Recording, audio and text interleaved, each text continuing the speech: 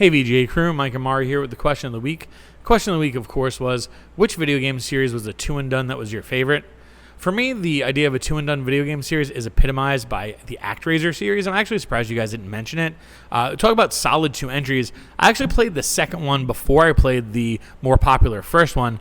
The second one was this beautiful game. It used an art style that was very Renaissance painting-ish. That was the style they were going for, and they kind of nailed it. It was also really dark and kind of gritty, and it was kind of an oddball entry into this series because it didn't follow from what the first game was. See, the second game was a pure kind of complex action game. You had a lot of different moves. Everything had a lot of animation frames, and so the game itself was pretty difficult. The first one, by contrast, was actually kind of two games in one. You had your side-scrolling action sequences, which were much more along the lines of classic Castlevania games, even down to the music. It reminded me a lot of early Castlevania in a good way, not nearly as complex as what the second game would be.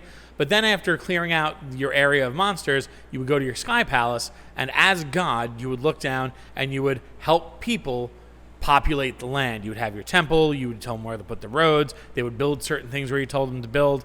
It was a cute little God sim that wasn't very complex, but it had just enough to keep you engaged.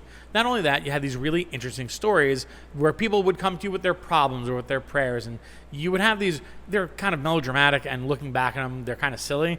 But as a teenager, I thought they were very affecting and kind of emotional. It was one of the first times I could think of a video game really kind of tugging on the heartstrings in that way with their writing.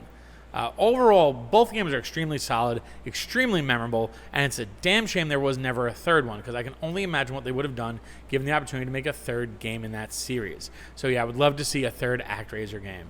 Thank you for listening to me this week, guys. I look forward to being with you again next week.